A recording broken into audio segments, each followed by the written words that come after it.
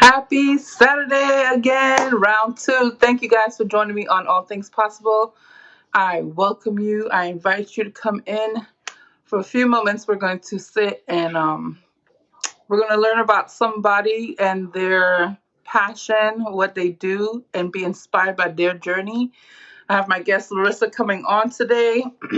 Thank you guys for joining me again. I'm going to tell you a little bit. There's a lot of bit you can talk about Larissa and all my guests. I always say they're beyond the description that we give here um, as an introduction, right? But a little bit about Larissa. She's a Kali priest, a sister of Avalon, a priestess of oneness, a tantric, a witch, a living embodiment of the divine feminine, and she serves and guides people on their path through the illusion of separation into oneness.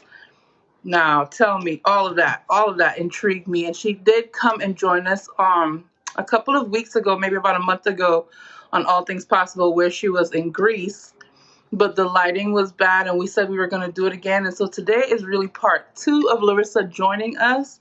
And so we'll be able to see her complete, beautiful face and hear her story a little bit more clear and find out how and what she's doing in this earth as her superpower, reminding other people of who they are, reminding herself of who she is.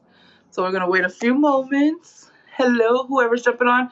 If you say hello in the comments. Okay, I see Larissa. Larissa, we're going to get ready to bring you right on and jump on. It is Saturday evening here in Central Florida.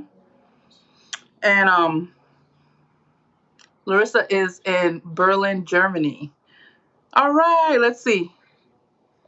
All right, I'm going to get ready to add her on, you guys. So thank you for joining me. Those who are joining me now and those who are joining me later, don't forget to hashtag replay in the comments so I can bring it up and hopefully remind somebody or inspire somebody later. All right, let's welcome my guest, Larissa.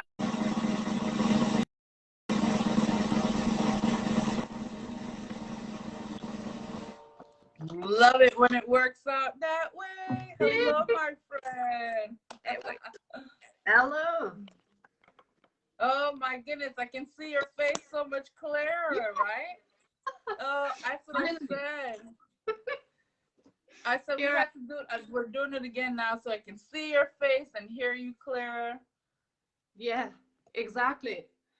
What is that a picture of you? What's that picture behind you on this side? Or I see feet. That's Kali. Ah, I recognize the feet of somebody. Yeah, Kali stepping on Shiva, actually. Yes, love it. And then Jesus on the other side. Thank you for coming back again. And there's like a lot more of these. Oh, you have the beautiful. I love it. That's your space. I can feel that's your space right there. My space. It's actually where I do tattoo. I tattoo people here in this room. Oh, nice. Wow, what a great energy implanting into your body at that time too. Go ahead and introduce yourself, right? I want you to introduce yourself and we'll go from there. Okay. My name is Larissa, and yeah, you already said a little bit, right? So I work a lot with Kali energies. I do tattoos. It's like spiritual tattooing. I offer tantric courses. I do breath work. I do witchy ceremonies and rituals, and yeah, basically just trying to bring back a little more magic into this world. Love that. We need some more magic in this world. I think we are finding more magicians though, right? Stepping up now and saying, okay, let us create, let us hold hands and join together. Exactly. I love that you said that that one of the things we wanted to touch on last time, but we didn't really get a lot of time on was the witchiness and the word that they have behind witchiness. I've been talking to my family about this too. They have such a scared taboo behind the word of being a witch. But my sister was explaining to me of something, if something happens to her, what she would do. And she was saying she would get this oil and this bush and I said, sis, that's a witch right there. You are a witch. That is the definition of what real witchiness means, at least, you know, to the people that I know, that is what it is. And it's using tools to manipulate an outcome. I say manipulate, but help shape and form an outcome, right? And tell me your experience about witchiness and what kind of ceremonial stuff do you do? Well, basically, the ceremonies I go through the whole year. So I really like to base the ceremonies on the quality of the year, and you know, just go with the nature and with the spirit and with the energies. But usually I create spaces of peace and love, and in those spaces everything is welcome, because if there is condition, it's not love, right? So everything is welcome and it's love. But yeah, I like to create. It's about, like, literally just embodying spirituality, like channeling what is needed, like, in bringing the love and the energy down to earth and birthing a new world, basically. Because that's what it is. And especially right now in these times, you know, there's there's so much chaos everywhere, and we are in the shift. Like, there is something new going to come, and I really think it is time that all the people, the conscious people, and the witches and the magicians of the world step up and actually use their power to create, especially now. Yes, I agree. I think especially now, knowing we've had more freedom than we've had in the past. Like I said, there was so much taboo and so many stories and lies and myths that were put together. Now people know that they actually have a space to stand up and be free and, like you said, create. So really quick, I'm going to mix with what you were just saying. I know the last time we spoke, there was a moon phase that was happening. You were doing a ceremony on the beach. I remember I wanted you to record it. And so I understand too, of that, like you said, with natural phases of the earth shifting, you do according to the ceremonies. And there are some times where you create a purpose, a reason for the ceremony as well. Because what we're doing is, again, it's just like, it's the creation force that we're creating coming from us according to the need of whatever's happening, or the person or people that are requesting you to work with them as well too. Right? Do you do ceremonies with your clients? I do ceremonies with my clients, but to be honest, I've come to the conclusion, I made the experience that everything is always connected. So people think they have personal problems, but it's usually always connected to the collective, you know, to the phase the planet is in. You know, everything is one, and we can't separate it. So basically, when I do ceremonies based on the seasons of the year, it is also the topic which is going on, and everyone can relate to it because it's in all of us. We are all connected. We're all on this plane together, and we are creating this thing together. So obviously, it's always right, you know. That's I know, I love about it, you know, like already a magic experience to really, really see how everything is connected. I love that, because it reminds me of a post I think I seen today, and I said it was like, to be spiritually aware that there's a sleep state, but then there's another spiritual awareness, realizing that you're aware, right? So it is all it's all connected, like you said. It's all us doing it and doing it to each other. Exactly. So today we posted something, and it was related to the weather, because in Berlin right now the weather is like crazy. It's like really warm, 30 degrees, and then 10 minutes later, like really a storm coming, and clouds like down to 18 degrees, something. And so at some point I was just sitting there and actually wondering, like, wait, does the weather influence my moods? So I shift from happy to sad and within a blink of an eye, or is my moodiness actually influencing the weather? The weather. Oh, that's such a good, because I love that. I pay attention to that too, because right now, and really, a lot of people are telling me all over the world that the weather is crazy where they are, like kind of unusual to what it is. that means the earth is shifting seriously too with us, as we are part of the but the weather thing I was paying attention to, because when it's rainy, sometimes we need that rainy season, but if it stays for a while, some people I notice will tend to go kind of depressed and sad and kind of pull back. And all that serves its purpose is healing. But I was thinking now too that we know that scientists, and we know that certain government experiments they have can create weather in certain places, right? And I was thinking, so does that affect, can we control that? Of course we can control that. Even if they're thinking to manipulate something, we can in our own experience control that too. And noticing that when the weather is affecting you, that's why sometimes I'll go sit in the sun when I'm feeling really down, and it will shift something for me and move something in my body, or the moon phases.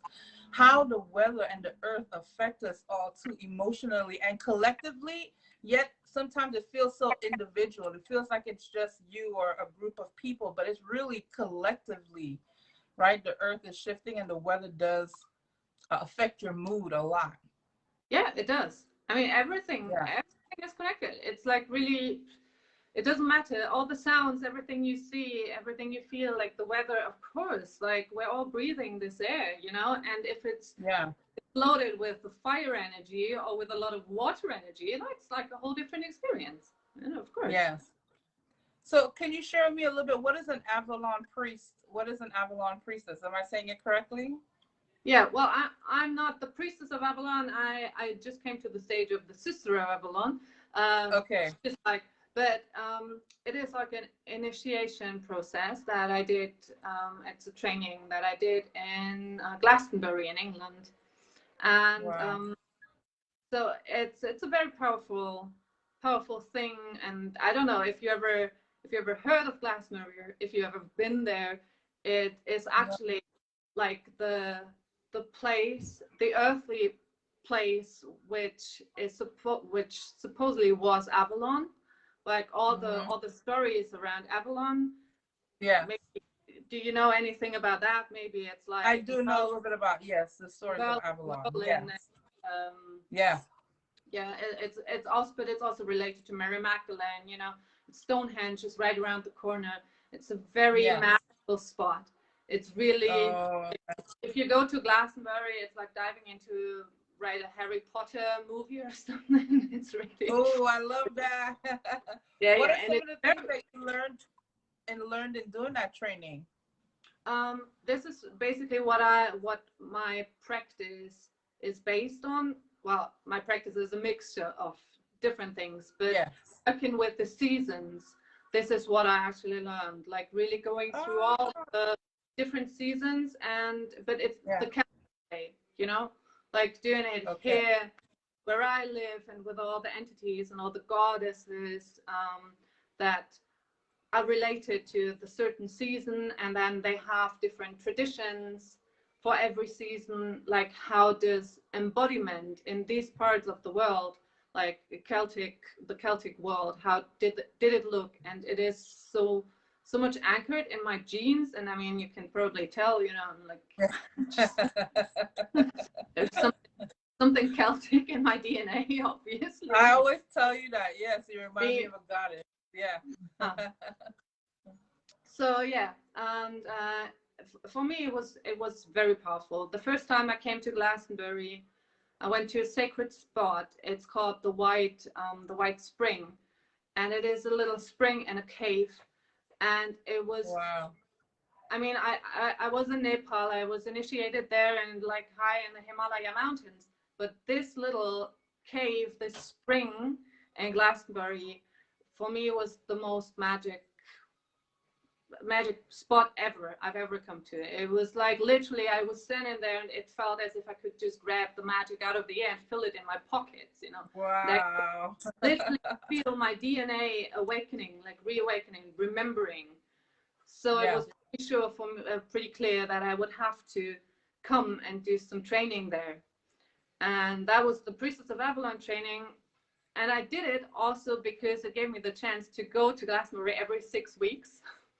But then, you know, the whole pandemic started, and so you were in the process of You were in the process of still doing the training and it got cut because of the pandemic. I did the training. I just came to the part of Sisters of Avalon, like 1 year training. Got it. Okay.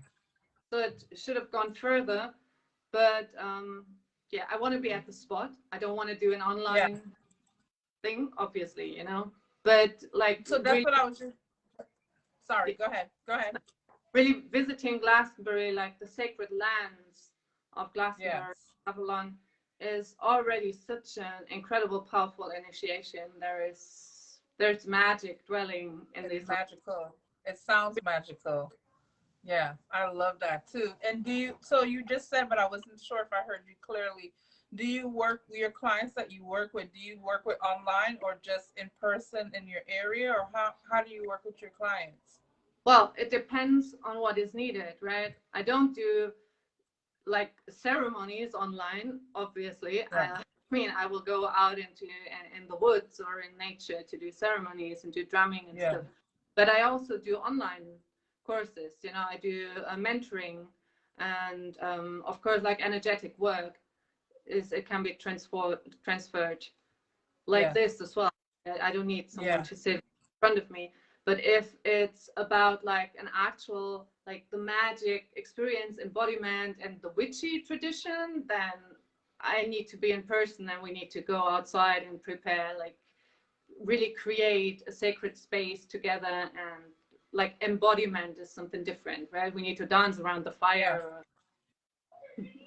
So maybe they can do it too, like where they are, they get the whatever you're getting too, they go into their space. I mean, we have the technology, we can use it, and don't let the time or the space put any block into us. And so, okay, we say on this night we do this. And you can either do it on video or they do it by themselves and hold the space for each other, so that, because we know that energy will connect. It doesn't need to be in person. It is a different type of power movement when we're in person. But I want to encourage you not to let that also stop you. And then just be open, because now we are moving into a stage where we are holding each other's hands this way online. So that means also the practices can continue this way too. Do you understand what I'm saying? So if someone wanted to reach out to you, what are you able to help onliners? I know you just kind of give a little bit, like how would they reach out to you? And you work with them one-on-one, or do you do group training and stuff like that as well? Or tell me a little bit more. Trainings. Yeah, I do group trainings.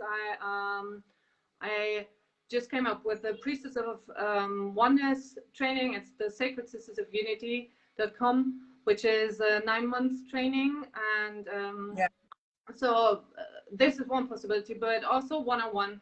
I do breathing techniques. It's tantric breath work, and so it's at least 2 people, because they're going to breathe together. But I can definitely also do that online. For example, I can do like coach them and hold space for them. I can do basically I can do a lot of teachings online. Of course. And it always depends on what people want, right? And what they need. Right. Yeah. So that's what I want to say. I would encourage, if anybody's looking, and usually you feel a pull towards a teacher or coach for something. You know, sometimes you can't explain it. Sometimes you can put exact finger on it. But if you feel the drawing to you, to reach out to you, so that you can see if you guys are matched, to click together, to work together, so that you can help teach. What do you love the most about doing this? Why you do it every day? What do you love the most about it? Well, I think it's just part of my nature. So it's like it's not.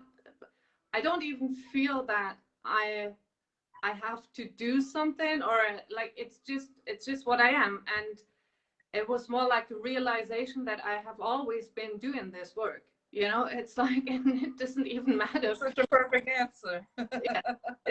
That's a perfect answer to me, because it doesn't feel like work, and because it's natural to you. It's the same for me. Why I keep doing this? I love it. It feels natural. Like getting ready for my work, I'm always like, okay, oh my God, I have to go to work today. But when I get ready to do this, it's like, it does, even if it's like I have to do a lot, it doesn't feel that overwhelming stress as a 9 to 5 job. It comes natural. Yeah. So I think that that's the perfect answer, is that you feel the calling. You've been doing it anyways, and now you feel you know how to put it in order to help other people. So it comes very natural to you. Yes. And you have workshops. Go ahead. Go ahead. Sorry, what did you say? I was asking, do you have workshops that you do now surrounding you for your friends and people in Berlin? Yes, I do. As I said, I do ceremonies. The workshops, Yeah. it's a bit difficult because usually my workshops contain like a lot of tantric work, and right now the restrictions in Berlin are crazy. Yes. Yeah. Okay. Okay.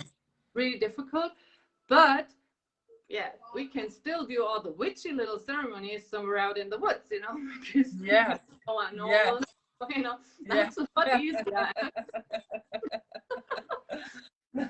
A bit going back in time, you know, now it's like we're not gonna get burned. We might have a fine or something. Yeah, you might get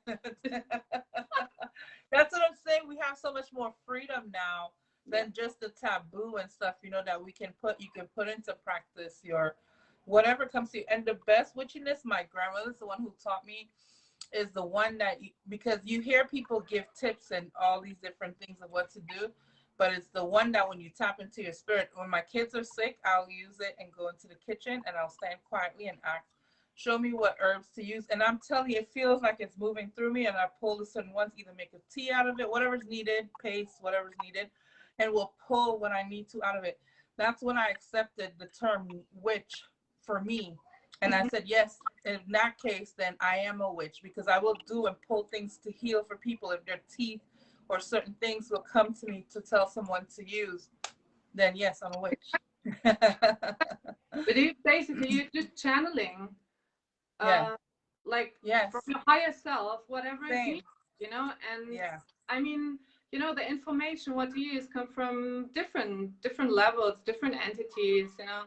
Like I'm always surrounded by really quite a lot of spirits, and like they tell me what to do. Like the ceremony in Greece, it was not like I didn't even want to do it. It was like I was like for many days just like, fuck, I'm on holiday, you know, I won't listen. I'm trying to ignore spirit, you know, until like random people in the street come to me and say, oh, I think you should do a ceremony. And I'm like, fucking hell, I can't ignore it anymore. So but then people came to me and sometimes they would be like, oh, I'm sorry, I have something already, I cannot come to your ceremony tonight. And I was like, it's not my ceremony. I'm just doing the space, doing it, but it's not my host. Like spirit. There is no ego involved. Like it's not about me being posting something, you know. It's just and it doesn't. In the end, it's like I would do it by myself, and if the people come in, I really believe in resonance, you know, the right people will show up. And it's the same with students or customers or clients or whatever. It's resonance, and they come to me anyways. However, sometimes they come and think they want a tattoo, and they leave this spot, they have a tattoo, but they also learned a lot about their ancestors, and then they will come back and say like, okay, don't care about tattoos anymore, but let's speak about the whole spirit stuff. Yeah? Well, that's perfect, because I was just getting ready to lead into that question. Just a little bit, I mean, it kind of is self-explanatory, but I just want to hear your perspective from it with your tattooing. And I know that was something that you said, spiritual tattooing. And like you said, it's just tattooing, but I'm sure the intentions and maybe the lessons that's coming from it is what makes it like a spiritual kind of tattoo experience for most of your clients. Yeah, of course. I mean, first of all, usually tattoo artists, they put a lot of attention on the art, right? Mm-hmm. I don't care so much about the art. I mean, I've been tattooing for 20 years. I can basically do any style that people want.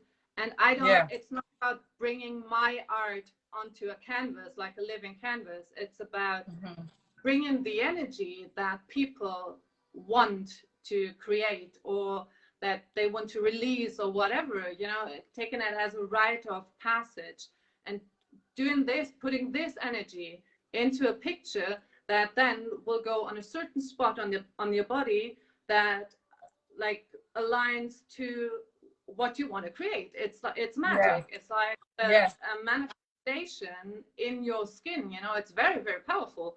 It's like blood magic, basically, like really potent magic. And this is what I'm doing, and I do it if people understand it or not. And I've always been doing this, but now for the past like 10 years, more and more people, more and more customers come because of this, you know, that are very aware of that. So especially ever since I started working in this little space here, it's like they feel it. I know. Yeah, I was thinking too, I think last time when I had asked you that question, I can imagine that too, because especially knowing with symbols carry certain energy and certain arts. And like you said, now that you just said that, made me think, oh, in certain parts of their body probably amplifies a certain type of energy too, which I didn't think about that before. So that's pretty dang cool. Yeah, that, and usually if you come to me, you always, you know, it's like a little tattoo ceremony and a little tattoo temple. I will smudge with the herbs that go along with what you want, you know, and I will play that just that's such an awesome experience. You know, it's like the whole package. What do you want to do? What you want to create? What's the energy behind your wish of getting a tattoo? You know, what do you want? And then like the whole thing, the whole experience for it. That's amazing. Look, when I right before I had met you, I was like, I never really disliked tattoos or like them. I had a lot of friends that did. I know I love your tattoos so much, and I started loving the filters on what's it called, tattoos. And I'm like, dang it, I want some tattoos so bad, but I know I probably won't go and get tattoos right now. So I started buying sticker tattoos. My daughter's like, Mom, you're 45 years old buying tattoos. You're gonna be like one of those TikTokers we make fun of.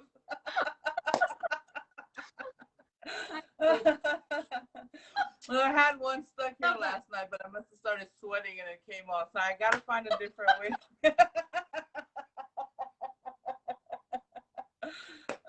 I love it.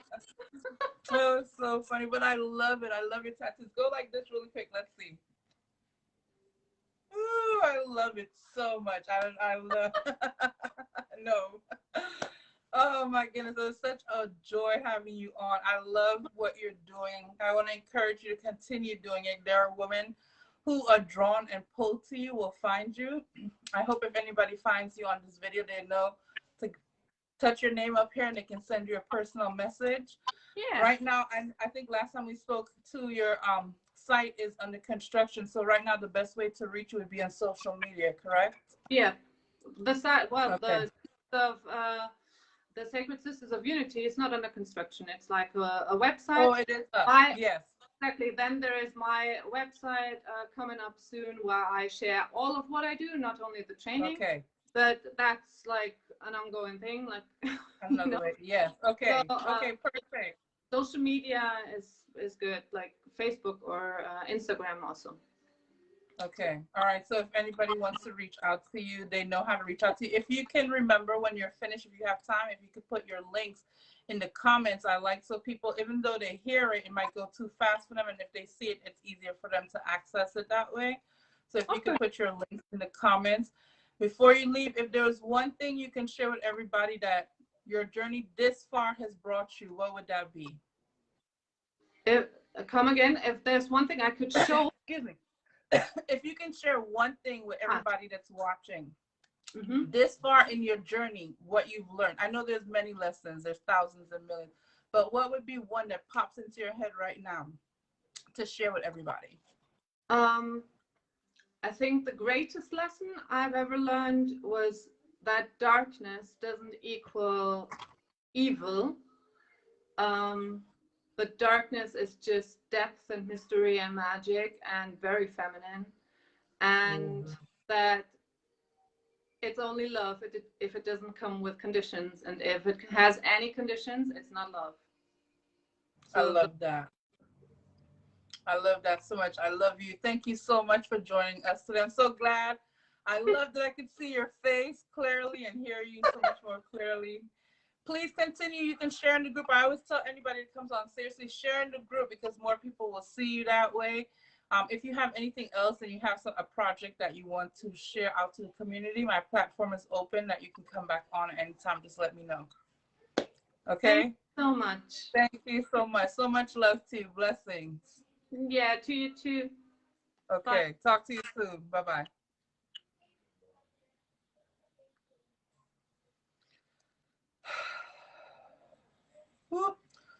It was amazing week to me. That was a beautiful way to wrap up the week for me. What Larissa just said at the end, that darkness is not as fearful, especially when you invade. I'm trying to think of the word. I hear an E word, but I don't. But you emit love. It will transform any darkness, and darkness is supposed to be there maybe to show you your power of how to transform. So do not fear what seems dark to you. I actually wrote down a couple of things with everybody this week that helped me. Luke reminded me to no matter, he reminded all of us, no matter what you want to do, wherever your passion calls to, just start. Even if you have what we call failure moments, it's okay because it's clarifying and giving you more direction of where to head and what not to do anymore. So just start. Debbie helped us. Debbie Berlin, do you remember? She talked about video games and the fun in creating games and what power in visualizing has for you. She also reminded us to follow what you love and just do it. Enola that I just had on a few hours ago is in Africa, and she reminded us when you move from a space of knowing, when you move from a space of surrendering to source and to God and asking God to take control and really letting go into that you become so sure of your next step and your next step and your next step. You don't have to ask another person for their opinion or what do you think, because you know within yourself the next move to make. And that when you have a dream and a vision and you put it out there, that allow that to happen, because that's what happened to her. She said, dream a beautiful dream or you will be dreamt. You'll be living someone else's dream. I love that. And Larissa with her empowering over darkness. You guys, I think it was an amazing week. Even though the energies was way off the charts, crazy, emotional, financial, physically. We have people that are going through some stuff all over the world. Sometimes I don't know about these events until someone that I know personally says, hey, did you hear about this? Or someone will message me because they know I'm not probably paying attention to let me know, hey, this is coming your way. Or I forgot what I was saying, the reason of that for. But to stay in your love. I don't remember what I was saying, you guys. My mind went bloop. But I love you. I appreciate you guys joining me on these lives, on this journey of discovering myself and hopefully discovering parts of you, using tips and tools for the journey of everybody around us is connected, and everybody's story has something to help us or remind us of, where we are, where we've been, and where we want to go. So I love you all. I hope you stay tuned next week. I have some more guests coming on. I will make a post so you guys know who's coming up for the week. Have an amazing rest of your Saturday, a beautiful Sunday, and we will see each other soon.